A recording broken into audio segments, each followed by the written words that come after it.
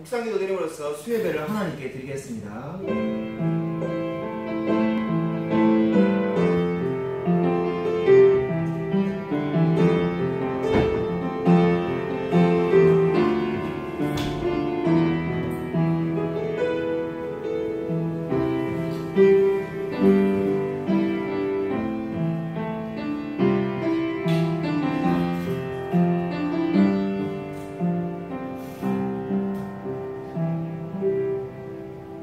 하나님 아버지 감사를 드립니다. 주께서 우리 마음 가운데에 늘 함께하여 주시고 우리를 또 소유문답 공부하는 시간으로 인도하여 주시면 감사를 드립니다. 이 소유문답을 배울 때마다 우리 마음이 뜨겁게 하여 주시고 진리를 통해서 우리가 늘 하나님을 기억하며 그 말씀대로 살아갈 수 있도록 역사하여 주셔서 주께서 이 시간을 주관하여 줄 줄 믿사오며 살아계신 예수 그리스도 이름으로 간절히 기도드립니다. 아멘. 영상으로 하나님께 찬양드리겠습니다.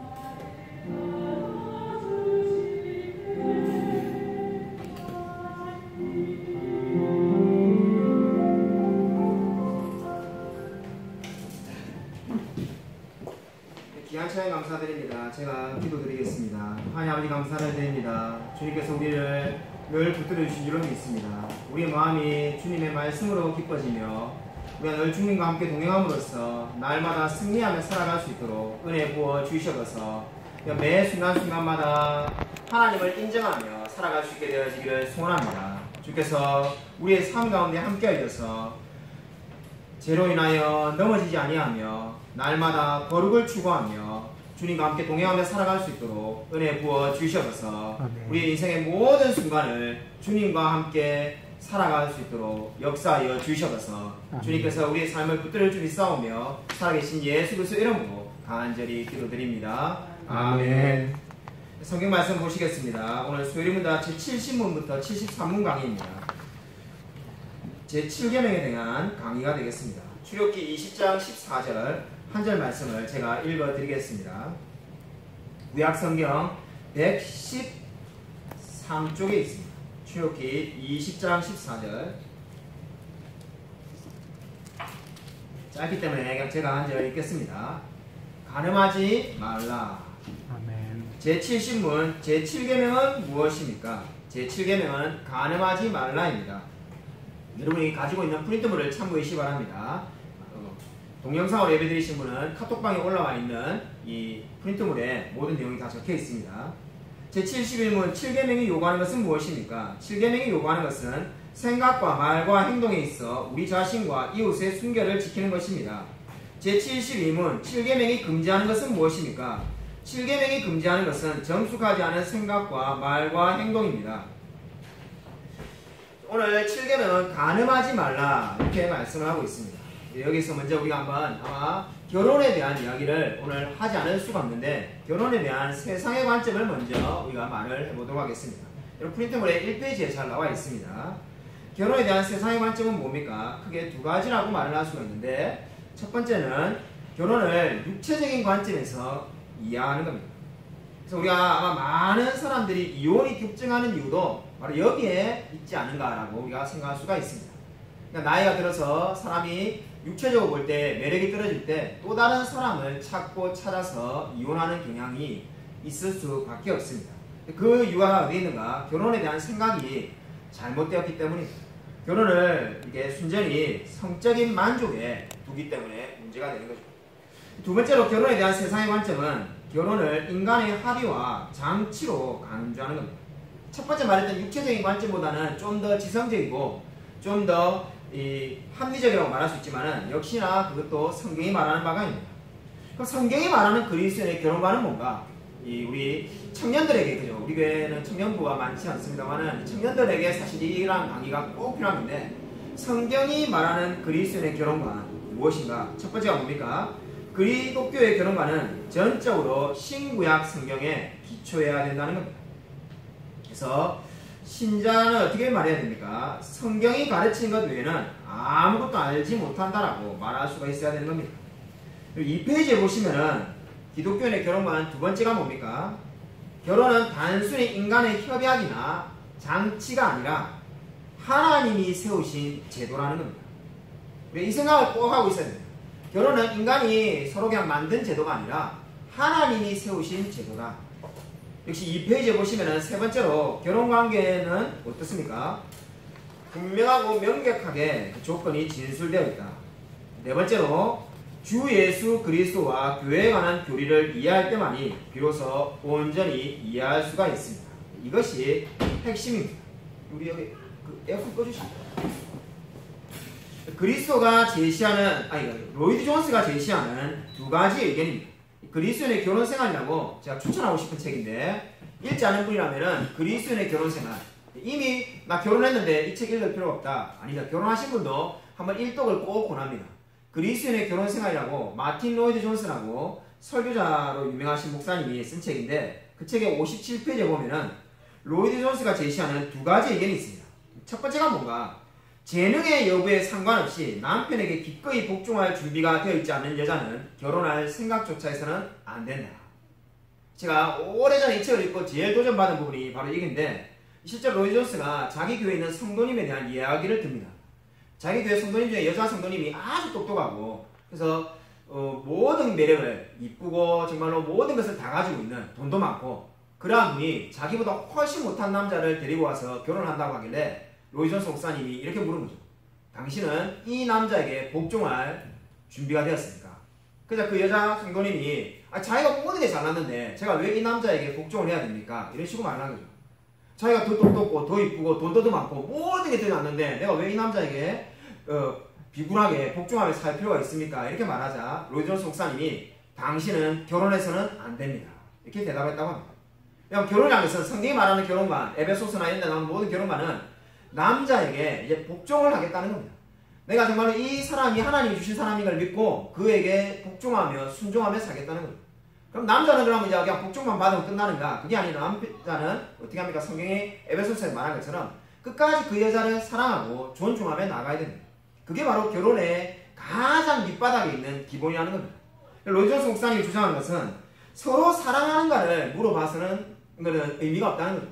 그냥 안 믿는 사람들도 다 사랑하니까 결혼하지. 싫어서 결혼하는 사람이 누가 있겠습니까? 둘이 좋아서 결혼하는 건 너무나 당연한 거고, 그럼 거기에 기독교는 믿지 않는 자와 뭐가 달라야 되는가? 나는 이 사람에게 복종할 준비가 되었냐는 겁니다. 거기에 네라고 대답할 수 없는 사람은 아직까지 결혼해서는 안 된다는 겁니다. 아마 이 이야기가 충격적으로 들린 분도 있을 겁니다. 제가 많은 사람들에게 여쭤봤는데 이러한 생각을 가지고 있는 분을 별로 못 만나봤습니다. 그러니까 기독교인의 결혼관을 강의할 때 아마 많은 사람이 이 로이 존스 목사님이 말하는 1번을 강조하지 않는 것 같습니다. 실제로 제가 수많은 주례사를 들어봤지만은 이 1번을 말하는 분은 그렇게 많지 않은 것 같습니다. 그냥 끝까지 사랑하겠는가, 아니면 열심히 살겠는가, 이런 이야기를 많이 하죠. 그러나 정말 결혼에서 제일 중요한 거는 내가 이 상대방에게 복종할 준비가 되어 있냐는 겁니다. 정말로 이 사람의 정말 이 적혀있는 말대로 재능에 관계없이 돈이 없든 나보다 못났든 어떤 처지에 있든지 간에 나는 정말 이 사람을 하나님이 주신 사람으로 믿고 복종할 준비가 되어 있냐는 겁니다. 이것이 모든 결혼의 제일 첫 번째 요소라고 마틴 로이 존스 목사님이 말하였습니다. 저는 이 말이 너무나 맞는 말이고 이게 정말 성경이 말하는 바고 정말 우리가 결혼해보신 분들은 다 공감할 겁니다. 수많은 결혼에서 있는 문제들, 다투고 싸우고 심지어 어떤 사람 이혼하는 문제가 다 어디에 있었는가? 복종하려는 마음이 없기 때문이란 겁니다. 서로 상대를 존중하지 않고 서로 내가 상대방보다 더 낫다고 생각하는 거기에서부터 모든 문제가 비롯된다는 겁니다. 자, 그래서 이 첫 번째를 여러분이 꼭 기억하시면 좋겠습니다. 3페이지에 가시면은 이혼과 지혼에 관한 4가지 질문을 제가 정리해 두었습니다. 첫 번째가 뭐냐면은 이 죽음은 결혼의 마침표를 찍어주는 것인데 배우자가 죽은 후에 재혼하는 것은 합법적인 일입니까? 라고 물었습니다. 대답은 맞습니다. 그러니까 우리 배우자가 죽어서 예를 들면 혼자 되신 분이죠. 우리 교회도 그런 분이 계신데 그럼 그런 분들은 영원히 혼자 살아야 되는가? 그렇지 않고 얼마든지 재혼을 할 수 있다는 겁니다. 그게 대한 핵심 본문이 로마서 7장 1절부터 3절인데 3페이지 프린트문에 다 적혀 있습니다. 제가 한번 읽어드리겠습니다.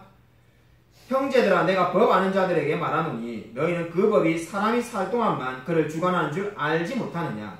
남편 있는 여인이 그 남편 생전에는 법으로 그에게 매인받으나 만일 그 남편이 죽으면 남편이 법에서 벗어나느니라. 그러므로 만일 그 남편 생전에 다른 남자에게 가면 음녀라. 그러나 만일 남편이 죽으면 그 법에서 자유롭게 되나니 다른 남자에게 갈지라도 음녀가 되지 아니하느니라. 한마디로 말하면 뭡니까? 바울이 하는 말은 배우자가 살아있는 동안에 이혼하고 재혼하는 것은 간음이지만은 배우자가 죽은 후에 재혼하는 것은 간음이 아니라는 겁니다. 너무 당연하다 이렇게 생각하는 분이 있을 수 있는데 이렇게 말하지 않는 분도 있습니다. 남편이나 아내가 죽었지만은 절대로 재혼해서는 안 된다라고 주장하는 분도 있습니다. 제 주위에도 그런 분이 있는데 그렇게 생각하는 분은 일부 소수의 의견이고 소수 목사님의 의견이고 대다수는 지금같이 이렇게 말합니다. 그러니까 사별했을 경우에 얼마든지 재혼을 할 수가 있다는 겁니다. 근데 배우자가 살아있는 동안에 이혼하고 그러니까 재혼하는 것은 간음이라는 거예요. 그래서 이혼을 해서는 안 된다는 겁니다. 상대방의 배우자가 나의 아내나 남편이 내가 생각할 때 이 사람을 잘못 만난 것 같구나. 내보다 훨씬 못한 사람이구나. 그런 생각이 서사든다 할지라도 내하고 너무나 안 맞는 사람이구나. 이혼하고 재혼해서는 안 된다는 겁니다. 자, 이 이혼에 대한 이야기를 나오면은 늘 10년 전에 제가 그 에스라 성경대학원 다닐 때 제하고 절친했던 목사님이 어느 날 자기랑 같이 바닷가에 드라이브를 가자 해가지고 이 에스라 성경대학원은 여러분이 아시는지 모르겠지만은 하루에 7시간씩 공부를 해야 되고 숙제가 엄청나고 월화 수목금 이 수업량이 엄청난 학교인데 공부만 해도 지금 따라가기가 바빠 죽겠는데 뭐 팔자 좋게 그것도 이게 뭐 총각 다닌 사람들이 일단 또 남자 둘이서 무슨 드라이브를 가자고 하는가 안 간다는 소리 이만큼 나오다가 근데 막 생각이 표정을 보니까 막 울 것 같은 표정이 나서 아니 이분이 뭐 결혼해갖고 애도 있는데 시련을 당한 거다요 도대체 무슨 일이 있어가지고 가잖아 해가지고 억지로 이제 따라서 드라이브를 갔습니다. 드라이브 가는데도 하나도 즐겁지도 않고 뭔 이야기를 하려고 하는데 곧 울 것 같은 표정으로 이야기하는데 자신의 누님 이야기를 하는 거죠. 그 당시에 누님이 50살인데 그 권사님이에요. 큰 교회에 그 권사님이 바람이 나가지고 이혼할 처지에 있다. 제가 놀래가지고 제가 잘못 들은 줄 알고 그러니까 처음에는 이 재미도 없는 드라이브를 왜 하자냐고 그렇게 멍하게 있다가 갑자기 이야기를 듣니까 깜짝 놀래가지고 제가 잘못 들은 거 아닙니까? 혹시 그 남편분이 바람이 났는데 누님이 이혼 당하는 거 아닙니까? 그러니까 그게 아니고 자기 친누나가 지금 바람이 났는데 이 남자가 생겼는데 이혼을 하자고 지금 이렇게 말했다는 거죠. 더 놀라운 스토리는 남편분은 그 바람난 그 모든 걸 다 이야기를 다 들어가지고 다 용서하고 돌아오면은 받아주겠다고 말했다는 거예요. 제가 여러분 지금 웃으시는 분이 마음이 작을 것 같습니다. 성자가 따로 없구나. 솔직히 제 같으면 했겠나. 제가 그 당시에 솔직히 생각했는데 그 당시에 제가 10년 전이니까 30대 중반인데 야 진짜 제가 우리 박정 사모가 그렇게 했으면 난 진짜 용서할까. 제가 솔직히 못할 것 같은데 그 모든 걸 다 알면서도 그냥 돌아온다는 말만 하면은 용서하겠다는 거예요. 와 제가 진짜 성자가 따로 없구나. 대단합니다. 그래서 제가 진짜 감동받은 일본에 있어서 그래서 돌아왔다는 이야기로 끝나는 것 같다. 감동을 받았는데 중요한 거는 네가 아무리 돌아오라고 해도 나는 돌아갈 마음이 없다는 거예요. 제가 이야기가 어떻게 이렇게 진행되지? 이래가지고 제가 너무 놀랐는데 돌아올 마음이 전혀 없고 그 남자에게 가겠다는 거예요. 그리고 자식을 어떻게 하냐니까 자식은 네가 키우든지 포기하든지 자식도 필요 없고 남편도 필요 없고 다 필요 없다는 거예요.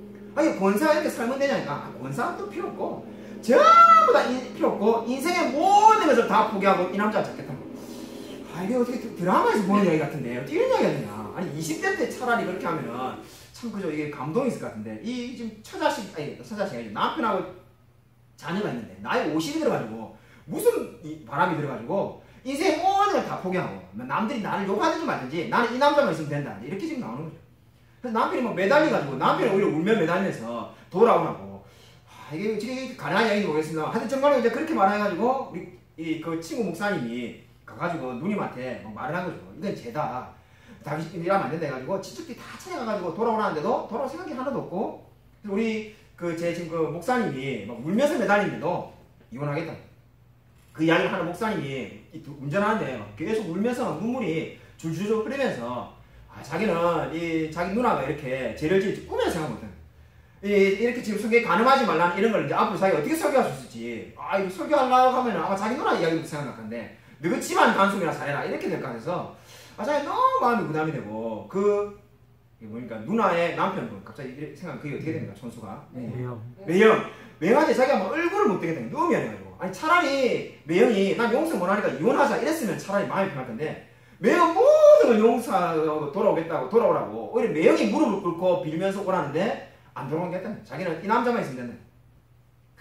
제가 참 이야기가 어떻게 이런 이야기가 다 있나. 정말 그날 제가 진짜 차 사고 나니까 걱정됐던 게 막 너무 심하게 우셔가지고 말하는 목사님이 제가 진짜 운전해야 될 방법인데 여러분이 알다시피 제가 운전도 못하니까 운전해야 좀 차를 대놓고 이야기해야 될 것 같은데 막 차는 빨리 가지 우시지 이러다 진짜 사고 나는 거 아닌가 걱정을 하면서 들었습니다. 자 이번에 강의를 준비하기 위해서 그 이야기가 떠올라가지고 10년 전에 그 이야기 어떻게 지금 그 이야기가 이제 10년 동안에 바뀌었는가. 제가 솔직히 기대했던 거는 솔직하게 말해서 그렇게 죄짓고 만났더만은 또 헤어졌다든지 아니 너무 힘들게 산다든지 이런 이야기를 좀 기대하고 그 목사님한테 전화를 해가지고 염치불구하고 민감한 이야기지만은 제가 하나 물어봐도 되니까 안 물어봐라. 그래서 그 누님 어떻게 사십니까? 제가 그 목사님 누님 어떻게 사십니까? 제가 이렇게 물어봤습니다. 물어보니까는 그 목사님이 제가 물어보면서 솔직히 그런 말 했죠. 그 누님이 좀 이렇게 어렵게 살고 오히려 이게 이혼당한 매형은 잘 산다 이런 이야기 제가 솔직히 들을까 기대하고 전화했습니다. 이러니까 자기도 그렇게 될 줄 알았는데 솔직하게 말하면은 누님은 너무 행복하게 잘 살고 계시고 이혼당한 매형은 자기가 봐도 너무 비참할 정도로 자기가 한 번씩 찾아냈는데 엄청나게 힘들게 산다.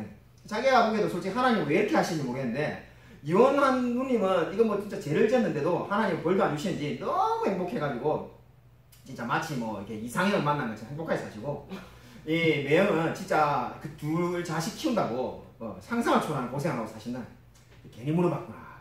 자, 참 이렇게 재시면은 이렇게 정말로 어려운 파탄이 온다 이래야 제가 강의할 때 여러분 죄 짓지 마십시오 이래 말해야 좋을 건데 하나도 도움이 안 되는 이야기를 들었구나 싶은데 제가 거짓말로 이야기를 각색해가지고 말할 수는 없지 않습니까? 그럼 설교가 아니고 오늘 지금 제가 드라마를 이야기하는 것밖에 안 되는데 그래서 들은 대로 있는 그대로 이야기합니다.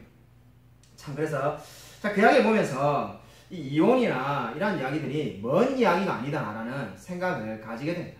아마 이런 이야기를 하려면은 정말 밤새도록 이야기를 해도 끝이 없을 것 같습니다. 아마 이런 이야기 하면은 그죠, 우리 아마 이 듣는 분들도 그죠, 아마 좋으시는 분도 없을 겁니다. 그죠, 이게 뭐 이런 거는 불륜, 이혼 다 이런 것은 그저 자극적인 소재니까 이야기하면은 들어오지 않습니다. 제가 제일 기억나는 이야기 중에 하나가 제가 예전에 사역했던 교회 중에 한 교회인데 어느 교회라고 말은 하지 않겠습니다. 제가 그 교회에서 있을 때 제가 정말로 친하게 지냈던 이 한 여자 집사님과 남편 집사님이 있는데 그 교회를 떠나고 난 다음에 한 1년 지나니까 이혼을 하시게 된다라고 전화를 받았습니다.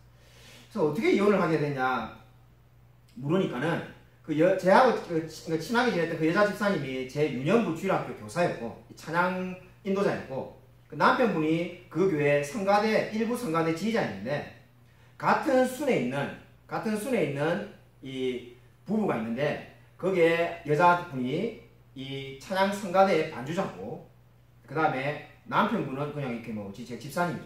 그래서 이 성가대 지휘자와 반주자가 이게 불륜관계가 된 거예요. 그래서 그 두 사람이 서로 살기 위해서 양쪽에다가 계속 이혼하자고 욕을 해가지고 그 둘은 전혀 모르고 계속 이혼하자고 말을 하니까 어느 날 들어준 거죠.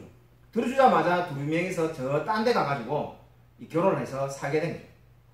알게 된 사람이 이 두 명이 놀라가지고 서로 얘기하니까 둘 다 속았다는 것을 알게 돼가지고 결국 이제 계속해서 원망하는 거죠. 한마디로 말해서 교회 안에 있는 성가대 지휘자와 반주자가 결혼을 해가지고 결국 그 교회에서 충격받아가지고 성가대를 아예 없애버렸어요. 성가대가 있어봐야 죄만 짓는 거네 해가지고 제가 아마 들었던 이야기 중에 제일 충격적인 이야기고 제가 그 집사님 그 지휘자 집사님도 참 늘 볼 때마다 신실하고 정말 어디 가다 흠이 없는데 어떻게 해서 이런 일이 있을까 참 이게 정말로 너무나 놀랐습니다. 근데 그때 들려오는 이야기를 들어보니까는 이 사실 그 원래 있던 부인이 그 집사님 그러니까 지휘자 집사님의 아내분 그분이 뭐 우리가 인간적으로 볼 때 이거는 객관적인 기준이 아닙니다만은 훨씬 더 이쁘고 제가 봐도 더 좋은 사람인데 왜 저 사람을 선택했는가 들려오는 이야기가 이 집사님한테 없는 부분에 여기에 반한 거죠. 그래서 없는 매력에 반해가지고 죽기 살기 잡으러 가가지고 결국은 그렇게 된 거예요. 결국 불륜이 돼가지고 이 가정이 두 가정이 한꺼번에 무너지는 것을 본 적이 있습니다. 제가 이런 이야기를 드리는 이유는 아마 우리 주위에 비슷비슷한 이야기들이 정말로 많을 거예요. 이혼하고 재혼하고 간음하고 재짓는 이야기 아마 계속 이야기를 하면 오늘 끝이 없이 이야기를 할 수가 있습니다. 근데 중요한 건 뭡니까? 배우자가 살아있는 동안에 이혼하는 것은 간음죄라고 말을 하는 겁니다. 여기 핵심이 있습니다. 아내가 죽어서 결혼하는 것이 아니라 살아있을 때 이혼하면 바로 오늘 제7계명을 어기는 거라는 겁니다. 그 이유가 어디 있든지 간에 성격이 맞지 않든 내하고 안 맞든 내보다 못한 사람이든 결혼을 잘못 선택했든 잘못 선택한 결혼이라 할지라도 이혼해서는 안 됩니다. 내가 그때 20년 전에 이 사람하고 결혼하지 않았어야 되는데 그러한 생각이 든다 하더라도 이혼해서는 안 된다는 거예요. 그게 바로 오늘 성경이 말하는 말씀의 핵심이 되겠습니다. 여러분 그래서 오늘 두 번째로 보시면은 3페이지 밑에서 두 번째로 보시면은 이혼한 사람이 그럼 벌써 재혼했을 경우에는 어떻게 해야 되는가? 그녀는 나중에 결혼하는 사람을 그만둬야 되는가? 그렇지는 않다는 겁니다. 그 내용은 여러분 읽어보시면 아는데 결론은 간단하게 어떻습니까? 그 두 번째 한 결혼도 진짜 결혼이기 때문에 그것을 그만둬서는 안 된다는 거죠. 4페이지에 보시면은 믿지 않는 배우자가 믿는 배우자를 떠나려고 고집한다면은 믿는 배우자는 어떻게 해야 되냐는 거죠. 어려운 이야기인데 우리 교회도 지금 혼자만 예수 믿는 분들이 있습니다. 근데 만약에 믿지 않는 배우자가 이 믿는 배우자를 떠나려고 계속해서 우기면은 이게 지금 이혼하지 말라고 했지 않습니까? 살아있을 때는. 그러면은 이 믿는 배우자는 어떤 선택을 할 수가 있는가? 여기에 대해서 이제 입장이 달라지는데 우리 중국에 있는 이하평 목사님은 그 어떤 경우에도 이혼해서는 안 된다 이렇게 말하는 입장이고, 이 저의 입장은 저기 지금 적혀 있는 것처럼 고린도전서 7장 12절부터 15절에 보면은 바울의 대답이 있습니다. 제가 읽어드리겠습니다. 그 나머지 사람들에게 내가 말하노니 이는 주의 명령이 아니라 만일 어떤 형제에게 믿지 아니하는 아내가 있어 남편과 함께 살기를 좋아하거든 그를 버리지 말며, 어떤 여자에게 믿지 아니하는 남편이 있어 아내와 함께 살기를 좋아하거든 그 남편을 버리지 말라. 믿지 아니하는 남편이 아내로 말미암아 거룩하게 되고 믿지 아니하는 아내가 남편으로 말미암아 거룩하게 되나니, 그렇지 아니하면 너희 자녀도 깨끗하지 못하니라. 그러나 이제 거룩하니라. 혹 믿지 아니하는 자가 갈리거든 갈리게 하라. 형제나 자매나 이런 일에 구애될 것이 없느니라. 그러나 하나님은 화평 중에서 너희를 부르셨느니라. 아멘. 아멘. 이 구절이 뭘 말합니까? 이 긴 말씀은 불신 배우자가 이혼을 강요할 경우에 믿는 배우자가 불신 배우자를 붙들기 위해 분란을 일으키지 말아야 될 것을 대답합니다. 15절에 보시면 바울이 형제나 자매나 이런 일에 구애될 것이 없다는 말이 뭘 말하는 겁니까? 한마디로 말해서 결론적으로 말해서 불신 배우자가 끊임없이 떠나려고 할 때는 이혼 소송을 제기할 경우에는 억지로 무조건 절대로 결혼을 유지해야 될 의무는 없다는 겁니다. 그러니까 무조건 이혼하지 말라고 했으니까 이 지금 이 상대방 배우자가 뭐 예를 들면 이 불륜을 저질렀다든지, 그래서 그 배우자가 계속해서 이혼을 요구하는데 나는 이혼하면 안 된다고 성경에서 배웠기 때문에 억지로 그 믿지 않는 배우자를 유지할 이유는 없다라고 말을 하는 겁니다. 이 견해에 대해서 제가 아까 말했듯이 이하평 목사님은 제가 중국에 가서 이야기를 하다 보니까 다르게 생각하시는데, 분명한 거는 무조건 제 입장이 옳다 이 말이 아니라 다수의 입장이 이 입장입니다. 우리 이하평 목사님이 가지고 있는 견해가 소수의 견해고, 물론 뭐 다수라고 늘 옳은 건 아니죠. 그래서 여러분에게 지금 다수의 의견을 소개시켜 드린 겁니다. 그래서 뭐 무조건 이혼해도 된다는 말이 아니라 아무나 막 그냥 아무 이유나 가지고 좀 마음에 안 든다고 무조건 이혼해라는 것이 아니라, 지속적으로 믿지 않는 아내나 남편이 끊임없이 계속 이혼을 요구할 때 이혼을 했다고 해서 무조건 잘못된 것은 아니라는 겁니다. 그래서 우리 교회도 이혼하고 우리 교회 오신 분도 계신데 아마 이 말씀 이 3번이 강의를 들으시면 아마 위로가 될 줄로 믿습니다. 그래서 여러분이 오늘 지금 이 보시면 4번은 여러분이 읽으시면 되는 거고요. 이 강의가 지금 7개명이 뭘 말합니까? 간음하지 말라 이렇게 말을 하고 있습니다. 우리가 아마 결혼 생활을 하다 보면은 위기에 처할 때가 많이 있습니다. 그때마다 우리에게 필요한 것이 뭡니까? 간음을 해서는 안 된다는 겁니다. 아마 수많은 이혼의 대부분의 이혼은 다 여자나 남자 이런 불륜의 관계에서 문제가 비롯됩니다. 그 이유는 다 어디서부터 있는가? 바로 간음하지 말라는 이 말씀을 엄중히 우리가 듣지 않기 때문입니다. 그 간음하지 말라는 말씀을 왜 듣지 않을까요? 우리가 가지고 있는 성욕이나 욕망이 내가 말씀을 사랑하는 마음보다 더 크기 때문입니다. 우리가 이 죄를 짓는 이유는 사실 단 하나밖에 없습니다. 하나님이 말씀을 주신 그 말씀의 무게보다 내가 원하고 싶은 욕망이 더 클 때 이 죄를 짓게 되는 겁니다. 욕망이 없는 사람은 아무도 없습니다. 그러나 그 욕망보다도 더 하나님의 말씀을 의지한다면 결코 이 말씀을 어기지 않고 살아가게 될 줄로 믿습니다. 여러분이 정말로 주님이 주신 이 귀한 가정을 늘 지키며 살아가는 저와 우리 모든 성도님이 되시기를 주님의 이름으로 간절히 축원드립니다. 하나님 아버지 감사를 드립니다. 오늘 제7계명이 말씀하시는 것처럼 간음하지 말라라고 우리에게 말씀하였습니다. 지금 하나님께서 우리에게 귀한 가정을 가족이라는 공동체로 불러주셨음을 감사를 드립니다. 우리 교회에 혼자 살고 있는 혼자의 독신으로 있든 아니면 여러 명의 가족으로 이루어지고 있는 공동체이든 그 모든 공동체 가운데 간음하는 죄가 없도록 하나님 은혜 부어 주셔서 우리가 좀 하나님께서 주신 남편과 아내 배우자를 늘 사랑하며 살아갈 수 있게 되어지기를 소원합니다. 주님께서 우리에게 은혜 부어 주셔서 특별히 남편에게 복종하며 아내를 끝까지 사랑하며 정말 죽게 대하듯이 상대방을 대하며 살아갈 수 있도록 은혜 부어 주셔서 우리의 욕망에 따라서 죄를 지으며 살아가지 않게 되어지기를 소원합니다. 주님께서 역사하여 주셔서 그래서 우리 넘치는 교회는 늘 주 안에서 아름다운 과정으로 아름다운 공동체로 살아갈 수 있도록 역사하여 주셔서 주께서 늘 우리의 삶 가운데 인도하여 줄 줄 믿사오며 살아계신 예수 그리스도 이름으로 간절히 기도드립니다. 아멘. 이제는 주 예수 그리스도의 은혜와 하나님의 사랑과 성령의 교통하심이 간음하지 말라는 이 말씀을 믿고 주께서 주신 우리 가정을 늘 말씀으로 붙들며 지키며 살아가기로 다짐하는 이 자리에 있는 성도들과 동영상을 예배드린 모든 성도들 머리 위에 지금부터 영원토록 함께 있을지어다. 아멘.